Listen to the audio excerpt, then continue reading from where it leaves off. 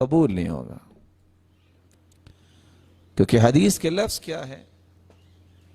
من عمل عملا لیس علیہ امرنا فہو رد۔ کائنات کا کوئی بھی فرد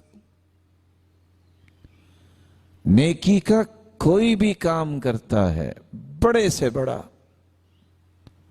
تو ایسا انسان ساری زندگی بھی اس کام کو کرتا رہے، فَهُوَ رَدٌ ای مردود، وہ اللہ کے ہاں مردود ہے، اس عمل کی کوئی قیمت نہیں ہے،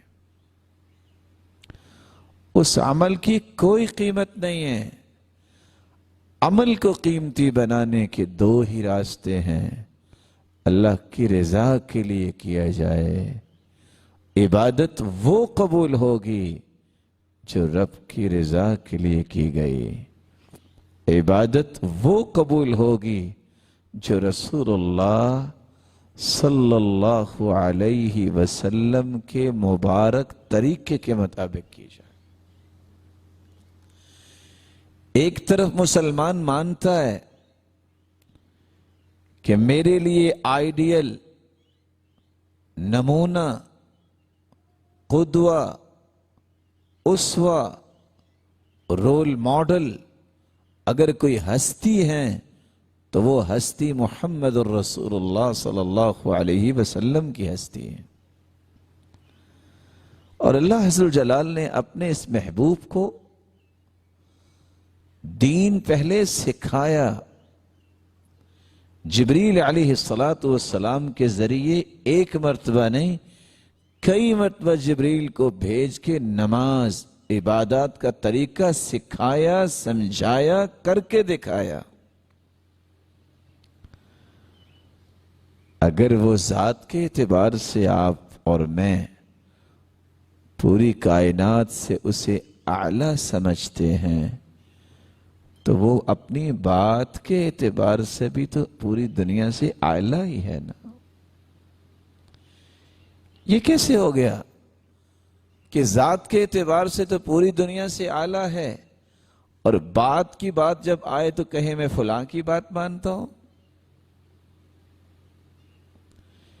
یہ کیسے ہو گیا کہ میں کہوں کہ اللہ تعالیٰ نے 1,24,000 پیغمبروں میں سے کسی کو ایسا نہیں بنایا؟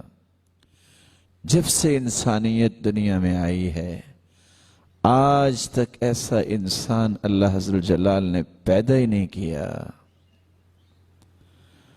لیکن جب کام کرنے کی بات آئے تو میں کہوں کہ فلاں کا طریقہ بڑا اچھا ہے۔ یہ کیسے ہو گیا؟ وہ ذات کے اعتبار سے اگر پوری کائنات سے اعلیٰ ہے مخلوق میں سے، تو اپنے عمل کے اعتبار سے اعلیٰ نہیں؟ یہ کیسے ہو گیا؟ اس لیے جب تک سنت کے مطابق کام نہیں ہے، کوئی بھی عبادت جب تک آپ صلی اللہ علیہ وسلم کے طریقے کے مطابق نہیں ہے، وہ عبادت قبول نہیں ہوتی۔ مت سمجھیے میں تو پڑھ رہا ہوں ہو ہی جائے گی قبول، ایسا نہیں ہوگا۔ اللہ کے فیصلے اٹل ہیں، اللہ کے رسول کے فیصلے اٹل ہیں۔ رسول اکرم صلی اللہ علیہ وسلم نے تو یہاں تک فرمایا ہے، میں قیامت کے دن حوض کوثر پہ آؤں گا، انا فرطکم علی الحوض فمن ورد شرب ومن شرب لم يظمأ ابدا۔ حوض کوثر پہ جو آئے گا اسے میں حوض کوثر کا پانی پلاؤں گا، لیکن جو پی لے گا اس کو دوبارہ کبھی زندگی میں پیاس نہیں لگے گی۔ وَلَيَرِدَنَّ عَلِيَّ أَقْوَامٌ أَعْرِفُهُمْ وَيَعْرِفُونِ، ایسے لوگ بھی آئیں گے میں ان کو پہچانتا ہوں گا اور وہ مجھے پہچانتے ہوں گے۔ اللہ کے رسول کیسے پہچانیں گے اور لوگ کیسے پہچانیں گے؟ حدیث میں آتا ہے ان امتی یأتون یوم القیامہ غرم محجلین من آثار الوضوء، میری امت قیامت کو آئے گی، نمازی لوگ 5 کلیان گھوڑے کی طرح ان کے اعضائے وضو چمک رہے ہوں گے۔ وضو کرتے وقت انسان ہاتھ دھوتا ہے، چہرے کو دھوتا ہے، اپنے بازو دھوتا ہے اور اپنے پاؤں کو دھوتا ہے۔ جہاں جہاں وضو کا پانی لگتا ہے قیامت کے دن یہ اعضاء روشن ہوں گے اور چمک رہے ہوں گے۔ اس سے تو سمجھ میں آتا ہے نا کہ یہ لوگ نمازی ہوں گے جو آئیں گے۔ فَيُحَالُ بَيْنِي وَبَيْنَهُمْ، لیکن اچانک رکاوٹ آ جائے گی۔ اللہ کے رسول صلی اللہ علیہ وسلم فرماتے ہیں میں کہوں گا یا رب اصحابی اصحابی، وفی روایت اخری اصیحابی اصیحابی، اللہ یہ میرے ساتھی کہاں چلے گئے؟ ابھی تو نظر آئے تھے۔ جواب ملے گا انک لا تدری ما احدثوا بعدک، انک لا تدری ما عاملوا بعدک، میرے محبوب آپ کے علم میں نہیں، جب آپ میرے پاس آ گئے تھے تو آپ کے دنیا سے چلے جانے کے بعد انہوں نے ایسے اعمال کیے جو آپ نے نہیں کیے، آپ کے علم میں نہیں، انہوں نے آپ کے دنیا سے چلے جانے کے بعد کون کون سے نئے نئے طریقے نکال لیے۔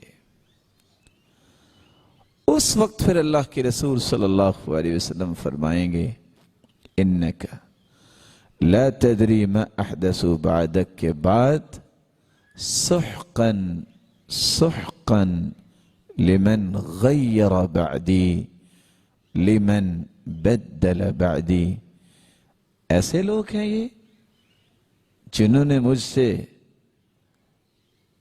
محبت کا دعویٰ بھی کیا اور عمل کسی اور کے طریقے کے مطابق کیے، ان کو میری آنکھوں سے دور کر دو،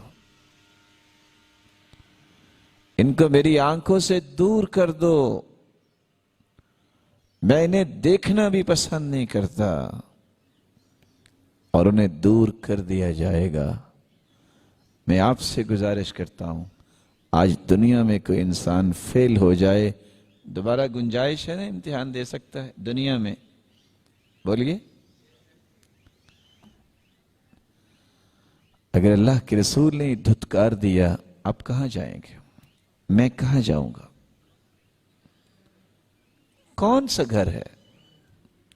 اور قرآن نے اس کی ایک مثال پیش کی ہے، ایک بات اور حقیقت کھولی ہے۔ قال رب ارجعون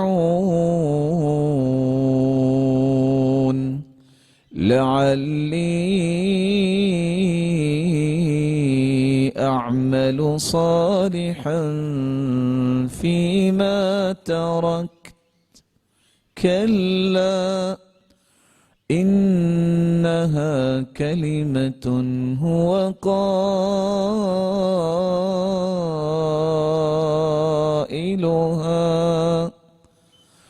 ومن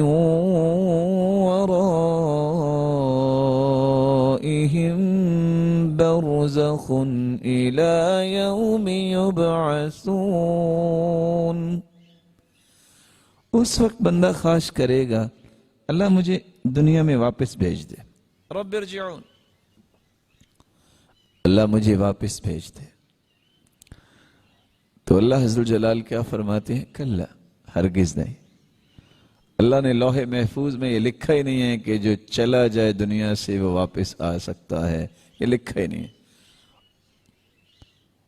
وہ جو اصول کی کتاب اللہ نے لکھی ہے جس میں ساری دنیا کے معاملات لکھے ہیں، اس میں یہ شک ہے ہی نہیں، یہ سیکشن رکھا ہی نہیں ہے کہ جو دنیا سے چلا جائے وہ واپس آتا ہے۔ ہاں آج کل کچھ لوگ کہہ دیتے ہیں کہ جب اچھا کھانا پکا ہو تو چکھنے کے لیے آ جاتے ہیں، آ جاتے ہوں گے ان کے پاس، لیکن اللہ ویسے بھیجتے نہیں ہیں۔ تو آپ سوچ سکتے ہیں جب اللہ تعالیٰ نہیں بھیجتے تو پھر کون آتا ہوگا؟ شیطان ہی چکر لگاتا ہوگا، کیونکہ قرآن تو کہتا ہے کہ یہ نہیں ہو سکتا کہ جو دنیا سے چلا جائے تو پھر واپس آ جائے، اگر دنیا سے پھر جانے کی ضرورت کیا، پھر یہاں ہی رہے۔ مومن کا عقیدہ یہ ہے کہ دنیا سے جانے والا واپس نہیں آتا، قرآن نے یہی بتایا اور حدیث بھی یہی بتاتی۔ اور کچھ لوگ کہتے ہیں چونکہ جمعرات کو چھٹی کا دن ہوتا ہے تو وہ بھی چکر لگا لیتے ہیں، فارغ ہوتے ہیں، لگا لیتے ہوں گے۔ خیر یہ ان لوگوں کی باتیں ہیں، شاید مجھے اور آپ کو سمجھ ہی نہ آتی ہوں۔ اگر ان سے کہا جائے نا اچھا پھر وہ کب آئے تھے، کہتے ہیں یہ معرفت کی باتیں ہیں، آپ کے علم میں نہیں آ سکتی۔ تو ہم کہتے ہیں یا اللہ ایسی معرفت سے ہمیں ہمیشہ محروم ہی رکھنا، جو کتاب و سنت کے مخالف ہے معرفت، ایسی معرفت سے اللہ ہمیں محروم ہی رکھنا، جس کا تعلق حقیقت کے ساتھ نہیں ہے اور جس کا